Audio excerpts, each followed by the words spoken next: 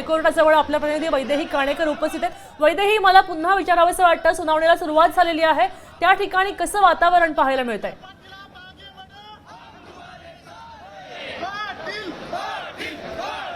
की सध्या सुनावणीला सुरुवात झालेली आहे हायकोर्टामध्ये आणि खास करून जे 5 दिवसानंतर कोर्ट जे आहे ते उघडल्यामुळे या ठिकाणी काहीशी वर्दळ जी आहे ती सध्या बघायला मिळत आहे। दुसरीकडे जर आपण बघितलं तर मोठ्या प्रमाणात आंदोलक जे आहेत ते देखील जमायला सुरुवात झाली असल्याचं बघायला मिळत आहे। हायकोर्टच्या बाहेर मी आज सध्या आहे आणि आपण बघतोय की या ठिकाणी आंदोलक देखील काहीसे जे आहेत ते जमायला सुरुवात झालेली आहे। पोलिसांनी देखील आपला बंदोबस्त तैनात ठेवलेला आहे। त्याच्यामुळे जी परिस्थिती काल पाहायला मिळाली होती, काल मोठ्या प्रमाणात खरं तर आंदोलक आधी जमले होते, मात्र आता जास्त आंदोलक जरी जमले नसले तरी आंदोलक जमायला सुरुवात झाली असं म्हणायला हरकत नाही। कारण ही खरं तर सुनावणी जी आहे ती अतिशय संवेदनशील आहे।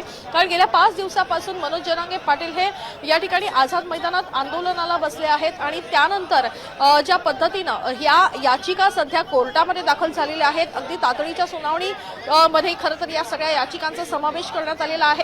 अर्थात याचिकेच्या सुनावणीला देखील सुरुवात झालेली आहे आणि सतीश माने शिंदे हे जे सध्या मराठा आंदोलकांचे वकील आहेत त्यांनी कोर्टाची माफी देखील मागितलेली आहे। कारण काही जे आंदोलक आहेत त्यांच्यामुळे काही मुंबईकरांना त्रास झाला असल्यामुळे ही माफी देखील मागितलेली बघायला मिळते।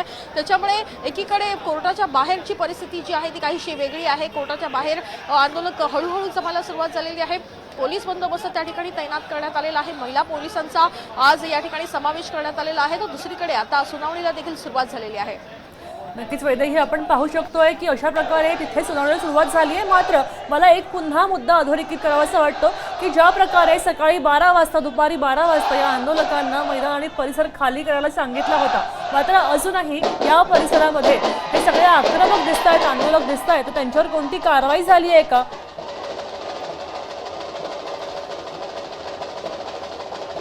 कुठलीही कारवाई जी आहे ती अजून थेटपणे झालेली नाहीये। कारण कारवाई काय होणार या संदर्भात कोर्टच निर्णय देऊ शकतं। कारण 12 वाजेपर्यंतचा अल्टिमेटम दिलेला होता। 12 वाजेपर्यंत सार्वजनिक स्थळावर ज्या पद्धतीनं आणि मोठ्या प्रमाणात जे आंदोलक बसले होते त्यांना त्या ठिकाणून निघण्यासंदर्भात सांगून ती जागा मुंबईकरांसाठी, चाकरमान्यांसाठी आणि सर्वसामान्य त्यांच्या एकूणच रोजच्या व्यवहारासाठी जी आहे ती खुली करण्यात यावी या संदर्भात खरं तर निर्णय हा हायकोर्टानं दिलेला होता। ती डेडलाईन आता संपलेली आहे आणि आंदोलकही काहीसे कमी झालेले बघायला मिळत आहेत। कारण आंदोलक हे नवी मुंबईच्या दिशेला अनेक जे आहे ते गेलेले बघायला मिळत आहेत। दुसरीकडे जर आपण बघितलं तर काही ठिकाणी अजूनही आंदोलक आहेत, मात्र हे आंदोलक आता हळूहळू जे आहेत ते नवी मुंबईच्या दिशेला जात असल्याचं बघायला मिळत आहे। दुसरीकडे जर आपण बघितलं तर न्यायमूर्तींनी आता एक महत्त्वाचा प्रश्न देखील उपस्थित केलेला आहे। न्यायमूर्तींनी मराठा आंदोलकांच्या वकिलांना हा प्रश्न उपस्थित केलेला आहे की केवळ 5000 आंदोलकांची या ठिकाणी परवानगी देण्यात आली होती, मात्र तरी देखील मोठ्या प्रमाणात खरं तर हे आंदोलक या ठिकाणी आलेले आहेत। 1 लाख जवळपास आंदोलक या ठिकाणी मुंबईमध्ये दाखल झालेले आहेत। त्याच्यामुळे अशा पद्धतीनं जी आहे ती परवानगी देणं योग्य होतं का, त्या संदर्भात कुठली प्रेस रिलीज जी आहे ती काढली होती का, असे देखील सवाल आता न्यायमूर्तींनी पुन्हा एकदा आंदोलकांच्या वकिलांना या ठिकाणी विचारलेले बघायला मिळतात। त्याच्यामुळे निश्चितच आता प्रश्नांवर प्रश्न जे आहेत ते सध्या कोर्टाकडून उपस्थित केले जात आहेत। मग ते राज्य सरकार असू दे नाहीतर मराठा आंदोलक असू दे, त्यांचे त्यांना प्रश्न जे आहेत ते सध्या कोर्टाद्वारे विचारले जात आहेत। वैदेही, मला एक मुद्दा अजून विचारावासा वाटतो की काही काळापूर्वी, काही दिवसांपूर्वी सरकारनं आपलं सहकार्य असेल असं म्हटलं होतं आणि त्यानंतर आता कोर्टानं आदेश दिल्यानंतर कोर्टाच्या आदेशांची अंमलबजावणी करायलाच हवी असं फडणवीस म्हणाले होते आणि त्यानंतर वर्षावर आणि विखे पाटलांच्या घरी अगदी बैठकींना वेग आले होते। तेव्हा आता हायकोर्टामध्ये कोणत्या प्रकारची सुनावणी होऊ शकते, काय शक्यता वर्तवली जाते? बघा आता खरं तर या ठिकाणी सुनावणीला तो सुरुवात झालेली आहे, पण सुनावणीच्या या सुरुवातीच्या काळामध्येच न्यायमूर्तींनीच प्रश्न विचारायला सुरुवात केलेली आहे।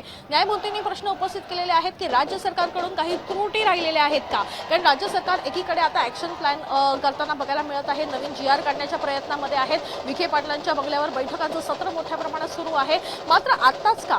कारण या ठिकाणी राज्य सरकारकडून काही त्रुटी राहिल्यात आणि त्याच्यामुळे खरं तर ही आक्रमक परिस्थिती या ठिकाणी मुंबईमध्ये झाली आहे का, अशा संदर्भात अनेक प्रश्न जे आहेत सध्या कोर्टाकडून विचारले जात आहेत। दुसरीकडे जर आपण बघितलं तर आंदोलकांच्या वकिलांना देखील या ठिकाणी हे प्रश्न विचारले जात आहेत की जर मुंबईमध्ये जी परिस्थिती सध्या जी निर्माण झालेली आहे ती सहन करण्याच्या पलीकडची आहे, सध्या जी परिस्थिती जी आहे ती अतिशय गंभीर आहे. मोठ्या प्रमाणात गर्दी प्रत्येक ठिकाणी बघायला मिळते. त्यामुळे ते आता सहन करण्याच्या पलीकडे झालं असल्याचं मत जे आहे ते कोर्टानं या ठिकाणी नोंदवलेलं बघायला मिळत आहे. तर आंदोलकांनी ही जागा जी आहे ती तत्काळ रिकामी करावी, अन्यथा आम्हाला काही ऍक्शन घ्यावी लागेल असं न्यायमूर्तींनी स्पष्ट केलेलं आहे. बघा 12 वाजेपर्यंतचा अल्टिमेटम दिलेला होता. 12 वाजेपर्यंत जागा रिकामी करणं अपेक्षित होतं. तशी परिस्थिती काही ठिकाणी झालीही. मोठ्या प्रमाणात जे गाड्या त्या ठिकाणी पार्क करण्यात आल्या होत्या आंदोलकांच्या, त्या त्यांनी जागा रिकामी करून दुसरीकडे हलवलेल्या आहेत. मात्र अजूनही अनेक अशी स्थळं आहेत ज्या ठिकाणी हे आंदोलक पाहायला मिळत आहेत. त्यामुळे पूर्णपणे ही जागा रिकामी झालेली नाहीये. जर ही जागा पूर्णपणे रिकामी झाली नाही तर आम्हाला या ठिकाणी काहीतरी ऍक्शन घ्यावी लागेल असं सध्या न्यायमूर्तींनी स्पष्ट केलेलं आहे. त्याच्यामुळे आता त्यामुळे तर न्यायालय देखील या ठिकाणी आता सध्या ऍक्शन मोडमध्ये बघायला मिळत आहे. आता isakal.com आहे देशातील नंबर 1 ची मराठी न्यूज वेबसाईट. प्रत्येक अपडेटसाठी isakal.com ला नक्की भेट द्या.